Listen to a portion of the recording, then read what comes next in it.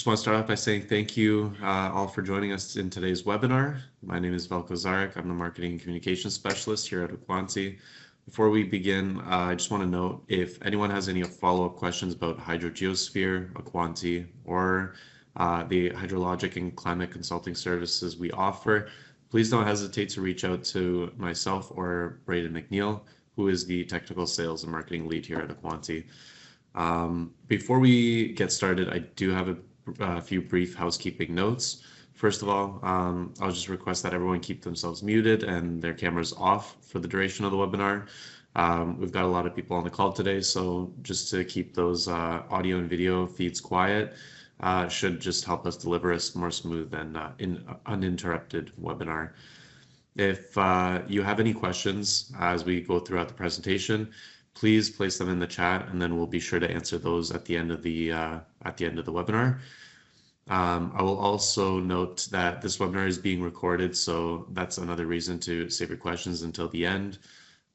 Keep an eye open on our blog as well as our newsletter, as the recordings should be posted shortly after today's presentation. And I encourage you all to share the webinar with your networks. We'll also send you a link to the recording in a follow-up email with a short survey, so we can get some feedback just on the webinar and to learn more about you. And yeah, with those notes out of the way, I'd like to again thank everyone for joining us in today's webinar, HydroGeoSphere Development 2025, the year in review. So over the past year, HydroGeoSphere has undergone some of the most significant development work in its history, from new commands and features to major improvements in how the software manages data, memory, and performance. These changes are designed to make large, fully integrated hydrologic models more efficient, more transparent, and easier to work with across a wide range of applications.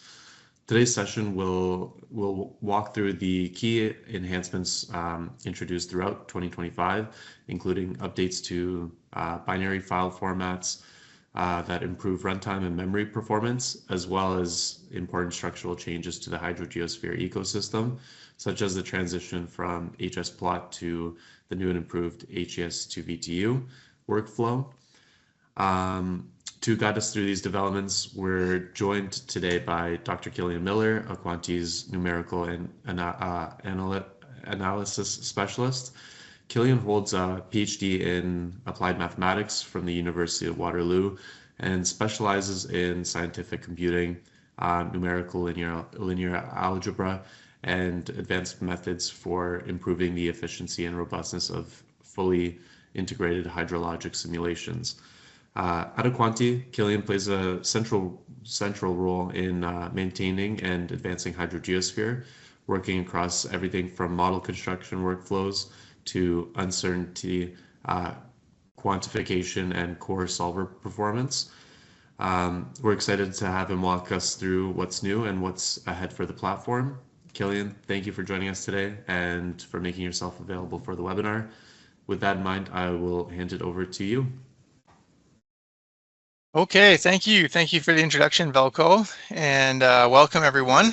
As Velko mentioned, we're going to have just a little brief discussion about some of the main development that was done over 2025 and just a little bit in 2026 so far. So let me just start by mentioning some of our contributors. So I'm definitely not the only person who contributes to HGS. We have Huntai Huang, Ali Shar, Derek Steinmoller, Alexis Devanis, and Renee Tarian as just some of the contributors who actually do development work on the on HGS. In addition to the people I mentioned, there's also colleagues at Aquanty who are involved in testing, making new suggestions for new features, and also the larger user community as well. So some of you on the call may have made suggestions for improving HGS, for new features, for new functionality that may have made its way into HGS, and we're very receptive, or we try to be very receptive to your suggestions. So it really is a group collaborative effort. Okay, so let's dig in here. So the first kind of major change that I wanted to discuss is that we're going to be deprecating hsplot. So hsplot's been around for quite a while. It's the main has been the main post processor for HGS, converting the binary output files into tecplot format. We recently deprecated it with the December release, and it will continue to be available until around June. That's not a hard and fixed date, but probably around then. So you'll still be able to use it while you gain some more familiarity with using its successor, which is, you've probably heard it mentioned, HGS to VTU. So this is something that kind of started off as a side of the desk project that we realized had a lot of potential. And so we've kind of pivoted to making HGS to VTU going to become the de facto standard post processor. It's already provided with your HGS installation, as long as you have a reasonably new installation, so you can try it. You can try it out. It's going to, so some of the features that it has, I can't list them all. It's going to convert your binary output to various formats: netcdf, ugrid, tecplot, ASCII, or binary. Those are the ones that you're already familiar with. CSV point cloud as well. Oh, and then also, which I missed here, which is kind of embarrassing because that's its namesake, is also to VTU, which can be visualized with the free ParaView viewer. So it has a lot of different output formats that it supports. It also can process your time series output files to either CSV point cloud or netcdf. It has a lot of features, and they're provided through a simple command line interface. And there was, if you're not familiar with HGS to VTU, there was a webinar that was given a few months ago by one of my colleagues, Kishav, and this is the link for it here. You can find it on the web page as well under the tutorials. So you can familiarize yourself with it there. So another major change that we made this year was to the binary output file formats. Most people, I would think, probably just use the post processor to convert to tecplot, but there may be some of us out there that are actually parsing the binary files. So this will be, I think, interesting for those of us who do that. Okay, so a little breakdown on what kind of the legacy format and the new format and why we did this. So the legacy file header, so the file header in the binary file consists of the first 80 bytes plus some padding on either side. And originally it just contained a simulation timestamp and then some metadata. So we realized, yeah, we could probably pack a lot more useful information into the file header. And so we've partitioned it as follows. So the first 55 bytes are going to be used for the simulation timestamp, and then any metadata that we might want to have in the file.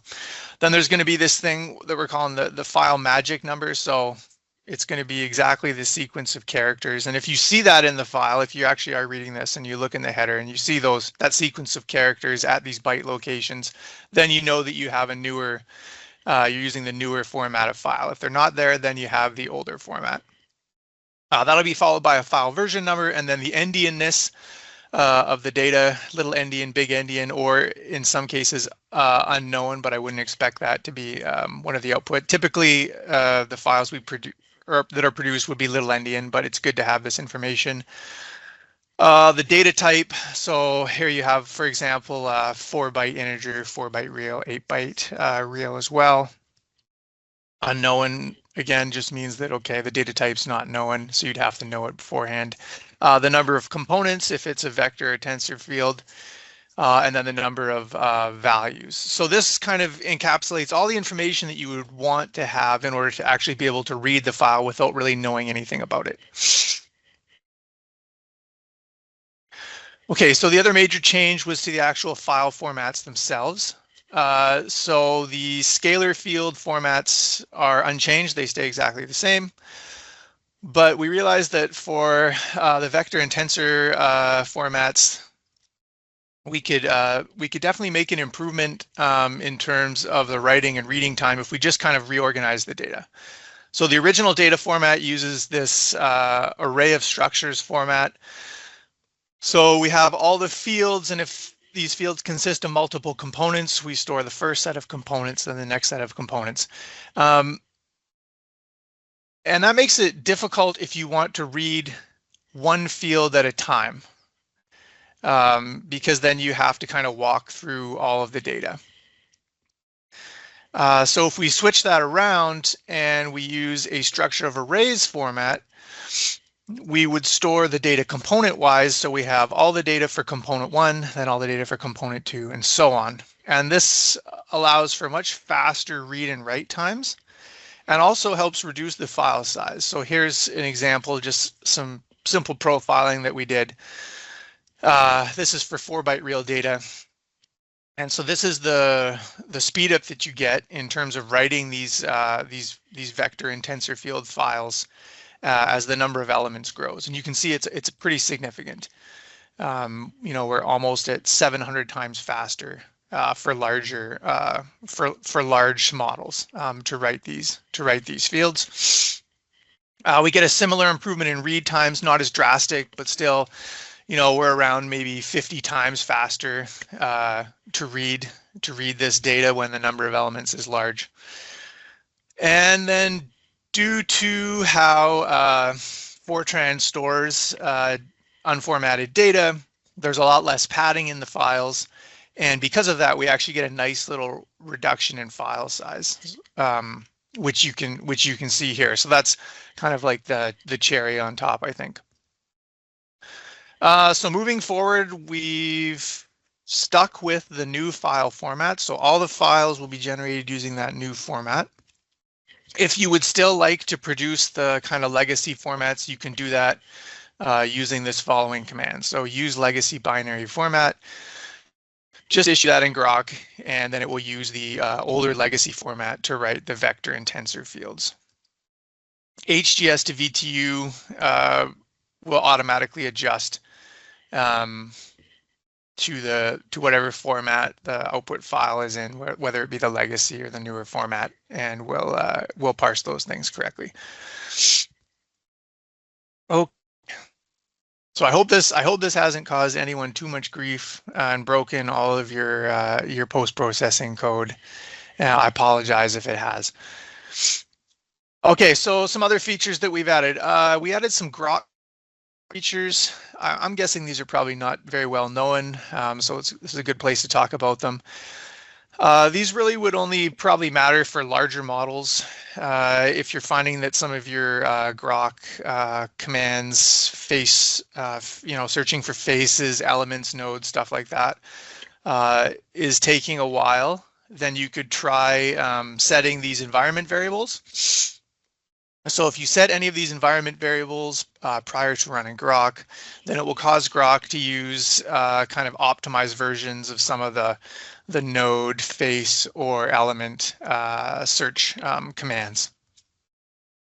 There is also an option to use an optimized version of face sorting, which will speed up the time that it takes HGS to compute or index all of the faces in your mesh. But I recommend using that with caution, since it does change the global numbering of faces, and it could have unintended consequences for your model, depending on how you've set your model up. But you should be perfectly safe using the other optimizations here. Okay, so this is kind of an interesting command, elevation raster from control volume mean. This was suggested to me by one of our colleagues. So the typical elevation from raster command, I'm going to use a bilinear interpolation to compute the elevation values from the raster. In some cases, that's not as appropriate. For example, and we mentioned it here, when the raster resolution is finer than your mesh resolution. And what can happen is, using the elevation from raster command, you end up with really kind of sharp, peaky topology in your model. So here's an example. And using the control volume elevation approach helps to kind of smooth that out a little bit. So on the left, you can see this is kind of the standard elevation from raster command, and then this would be the results of using the new one. So here we have kind of a mountainous area, and you can see that on the right, it looks a bit smoother, a bit nicer than on the left. And this can have knock-on effects for how your model runs and performs. So something to keep in mind when you're specifying your elevations from raster. You can give this command a try. It might make a difference. Okay, so we're always looking at new ways to import meshes into HGS, and so we added a VTK, a 2D VTK grid import command. A lot of mesh generators will export to this VTK format. So by supporting this one kind of format, we can provide access to a lot of different mesh formats. So as long as your mesh consists of either triangles or quads, like a standard HGS mesh, you can import a VTK mesh that follows those requirements instead of using, say, for example, algo mesh or something like that.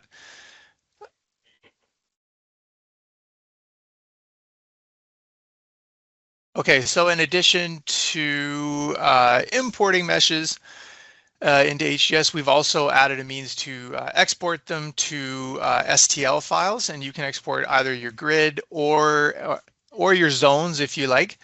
STL files are used actually for, or one major application for them is for 3D printing, and that's actually what we use them for at Aquanty.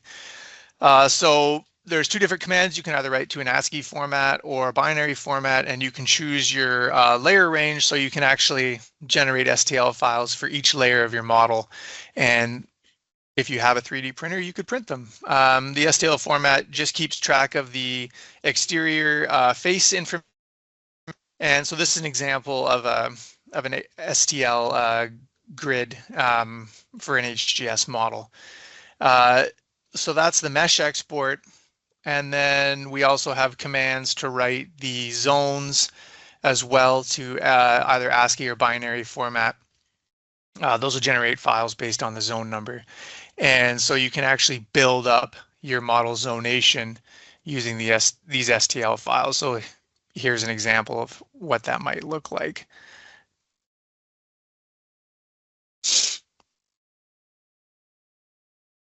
Okay. Okay, so a while ago, I had a user contact us who was having some issues with Grok taking too long to kind of process their, I believe it was the fracture zonation in their model. They had a large number of zones, and reading the properties for those zones and specifying the zonation was taking a really long time. So they suggested, well, wouldn't it be nice if we could actually read in, a fracture domain from an existing file? And I thought that's a really good idea. That would be useful. We kind of have commands like that for, say, the mesh. So why don't we add that for other domains? And so we've added two new commands, read fracture domain and read channel domain. And so all you do is you just give these commands the names of your elements file from an existing model. And then it will read all the information from these files, and it will set up those domains, including the zonation, I believe, from the information that's contained within those files. So it's a good way to initialize your model if you already have these existing files, and not having to redo all that zonation in Grok. It allows you to skip over that once you've set it up once. We've also considered adding command to do this for the OLF domain, which may be coming in the future. We'll see if there's a demand for that. All right. Okay, so this one in this new command, initial head detect plot, this seemed like a no-brainer. Although I don't know why we didn't do this sooner. So a lot of users, in order to get kind of a visualization of the initial data, would have to run HGS once for a very short time step, then use the tech plot output to generate kind of an approximation of what the initial say head looked like in their model. So instead of having to do that, which is kind of a pain, we decided, all right, let's just add a command to Grok that does this. So we have initial head detect plot, and it will apply to whatever the active domain is. So whatever you set as domain, the domain type, and then it will generate a tech plot output file that has the initial head, initial pressure head, or water depth in the case of OLF or channel domain. And then in case for the PM domain, it will also provide an initial saturation based on the initial head. So hopefully that makes life a little bit easier for the modelers who like to check this before actually running their models.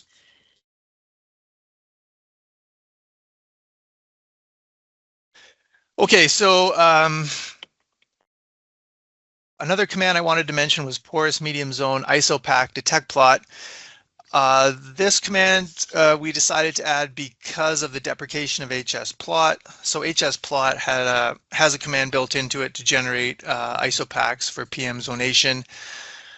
With the deprecation of hsplot, once it becomes obsolete, we would lose that functionality. So we added a grok command to be able to generate isopacks for the PM zonation. We added a little extra feature here. Depending on how you set up your zonation, if you have gaps in it or non-contiguous zones, you actually have the option to skip those so they wouldn't be added to the file. hsplot would always just add them by default. So you can either have them or not have them if you would like to skip them just by setting that flag in the command. And so you can generate nice little pictures like you see here using this command. Okay. All right. So scale Jacobian epsilon. So we all know that in order to run the variably saturated solver, we have to build the Jacobian, and to compute the derivatives, we have an epsilon value, which is specified by the command Jacobian epsilon. However, we have seen cases where just using kind of the default or standard value didn't work as well and produced some undesired results.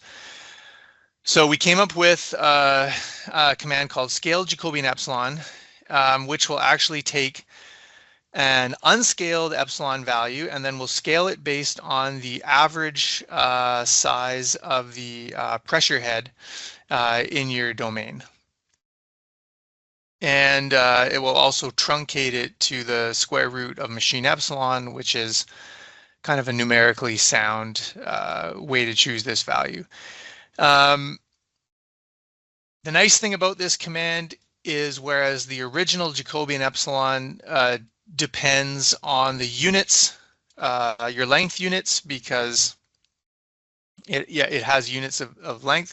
This one is an unscaled value, which is kind of, I think that's more what you when you're using when you're having to set this value. So you don't have to be concerned with that. Say if your model units, if you did change them, you wouldn't have to be worried about scaling that. It would handle it automatically.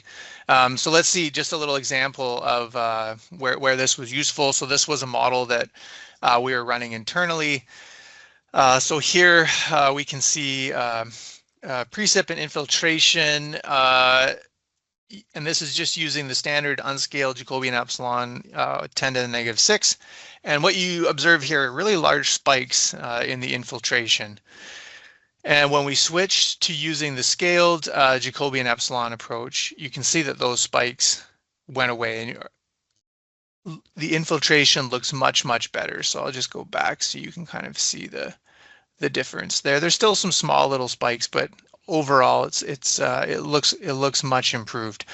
So this is something that you could consider using for your models moving forward. You could consider it as a default setting over the standard Jacobi and epsilon. Obviously, test a little bit first before you do that.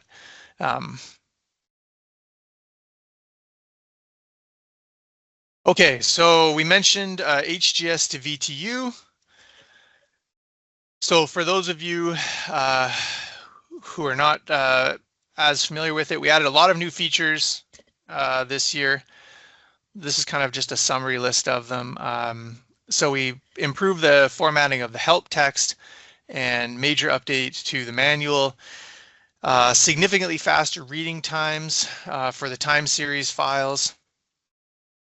We added a time series output file resampling. This is if you're exporting to the netcdf format. So we all know that HGS has variable time stepping.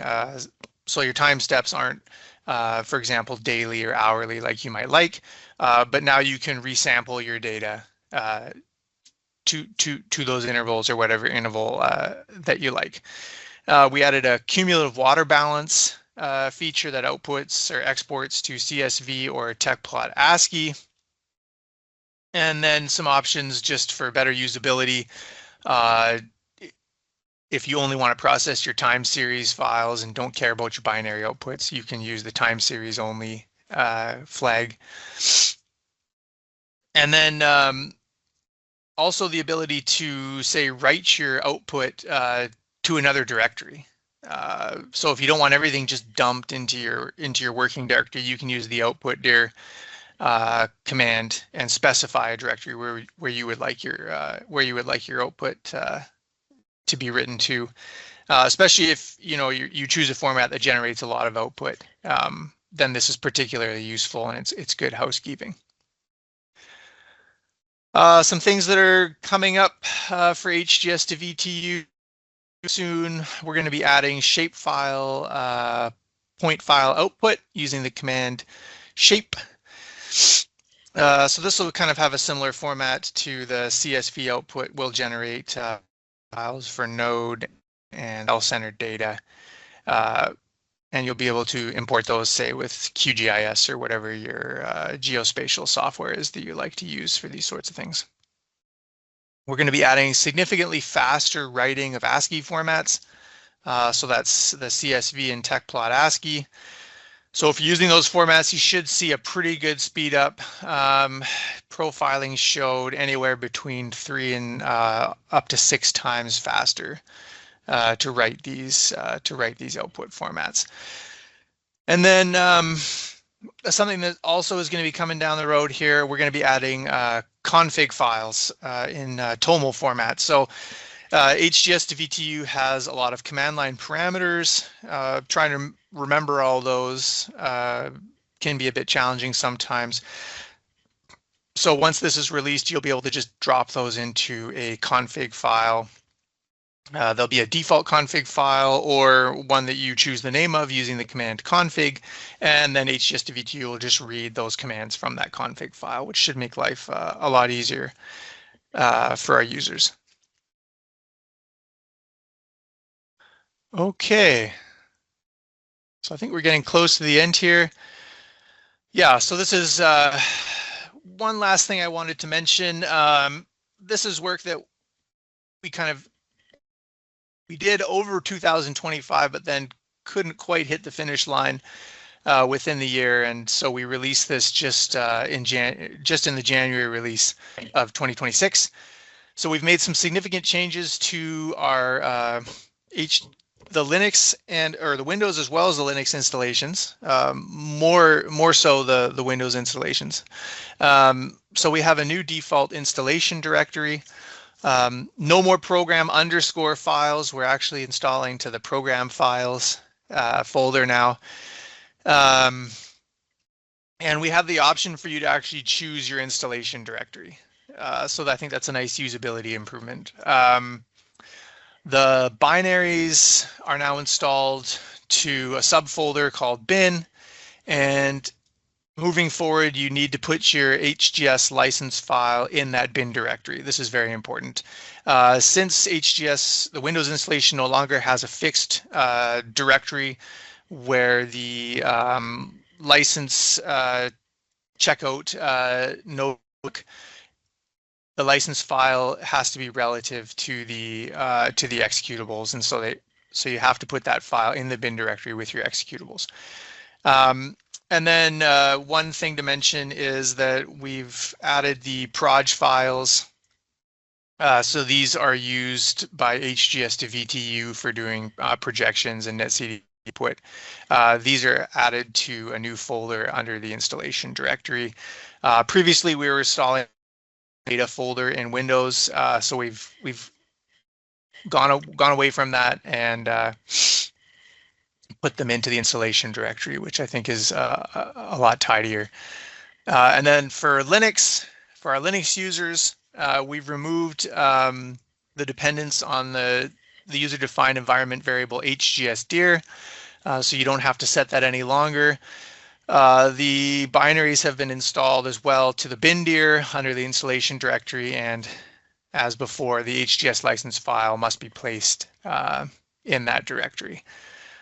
And if you look on the release notes for January 2026, you'll see a detailed set of instructions that you need to follow just once when you use these new installers, and then moving forward, you won't have to jump through all those hoops, and you should just be able to install as normal.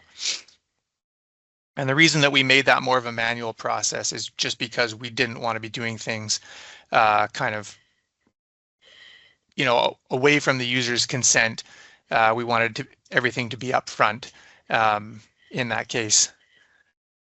Okay, so yeah, just one last thing to mention. You probably all already know about this, but the release notes are the source of truth for all the development that we do in HGS. I was only able to cover just a very little bit of what we did over the year.